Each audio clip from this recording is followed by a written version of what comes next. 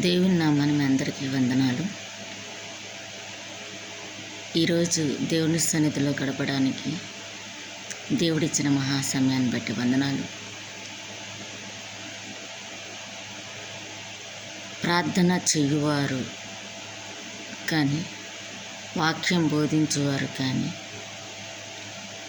దేవుని సన్నిధిలో దేవుని ప్రసన్నతలో ఉన్నవాళ్ళు అనినిత్యము తమ హృదయాలలో తమ పెదవులతో తమ నోటితో హృదయాన్ని హన్నా వల్ల కుమ్మరించేవారు కానీ, ఎస్తేరు వల్లే ఉపవాసం ఉండి ప్రార్థించేవారు కానీ, ముఖాలంట దేవదూతల వల్లే వెలుగుతూ ఉంటాయంట. ఆ ప్రసన్నతని ఎవరు చూడలేరు కూడా. ఒకరోజు ఇశ్రాయేలు ప్రజలు బానిసత్వం నుంచి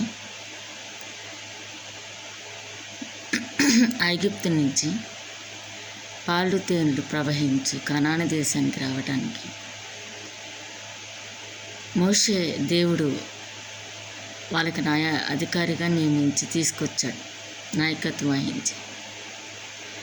ఒకరోజు దేవుడు తన ప్రజలతో మాట్లాడాలి అనుకున్నప్పుడు ఆయన ప్రసన్నతను చూడలేకపోయారంట. మోషేతో అంటారు, మోషే, దేవుని యొక్క ప్రసన్నత మేము చూడలేకపోతున్నాం, నువ్వు ఆయనతో మాట్లాడి మాకు ఆయన చెప్పిన మాటలు చెప్పమంట. నీవు ఆయనతో మాట్లాడి అంటే మనం ప్రార్థించుట, మన విన్నపాలు చెప్పుకోవటం, మన కష్టాలు చెప్పుకోవటం, దేవుడితో మాట్లాడటం. దేవుడు మాట్లాడేటప్పుడు మనం ఆత్మీయ నేత్రాలతో, ఆత్మీయ హృదయంతో, ఆత్మీయ మనసుతో ఆయన మాటల్ని ఆలకించారట. ఆయన మాటలంట సుడిగాలిలో వస్తుందంట. నిజమే, యోబుతో సుడిగాలిలోనే మాట్లాడాడు కదా. ఆయన మాటలంట చాలా నల్లని చల్లని స్వరముతో మాట్లాడతాడట. ఆలకించే మనోనేత్రాలు, మన హృదయం మనకుందా? అటువంటి మనసు కలిగి మనం ఉంటున్నాము.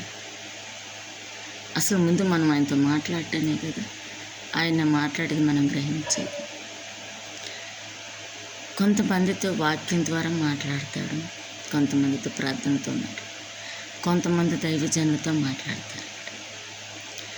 ఎక్కువగా ప్రార్థించినా కానీ దేవుడి మాటలు మనం ఆలకించకపోయినా ఆయన యొక్క హృదయం ఏంటో మనం తెలుసుకోలేకపోతాం. ఆయన మనసు ఏంటో తెలుసుకోవాలి అంటే మనం ప్రార్థించిన తర్వాత నిశ్శబ్దమైన చల్లని స్వరముతో ఆయన మాటలు ఆలకిస్తే ఆయన మనకేం చెబుతున్నాడో మనం గ్రహించగలగాలి. హన్నా అంట తన హృదయాన్ని కుమ్మరించుకుందంట. కానీ తను ఎక్కువ కుమ్మరిస్తుందే కానీ ఆయన చెప్పిన మాటలు ఆలకించలేకపోతుంది. ఆయన ఏం చెప్తున్నాడో ఏం గ్రహించలేకపోతుంది. అప్పుడు ఏలీ ద్వారా దేవుడు ప్రవచనం పలికాడు. నువ్వేదో కోరుకుంటున్నావు, వచ్చే సంవత్సరంలో 10 పొందుతావు అని. మళ్ళీ దేవుని ప్రసన్నత దేవాలయం మీదకి వస్తే చూడలేకపోయారు జనాలు. ఆయన ప్రసన్నత చూడలేము, ఆయన మాట వినలేము. మరి ఆయనతో సహవాసం మనం ఎలా చేయగలం? ఆయన యొక్క మనసును మనం ఎలా తెలుసుకోగలం? ఆయన మనసు మనకు తెలియకపోతే, ఆయన మాటలు మనకు తెలియకపోతే, ఆయన ఏం చెప్తున్నాడో మనం గ్రహించకపోతే మన జీవితాన్ని ఎలా సరి చేసుకోగలం?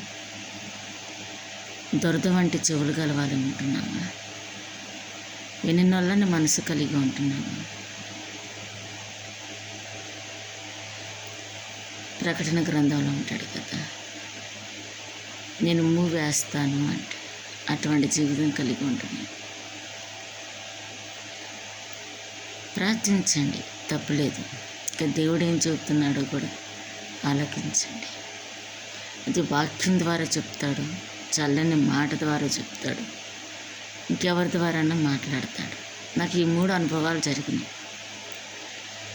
దర్శనాల రూపకంగా కూడా దేవుడు మాట్లాడతాడు, స్వప్న రూపకంగా. కృపావరాలలో ఈ యొక్క వరాలు.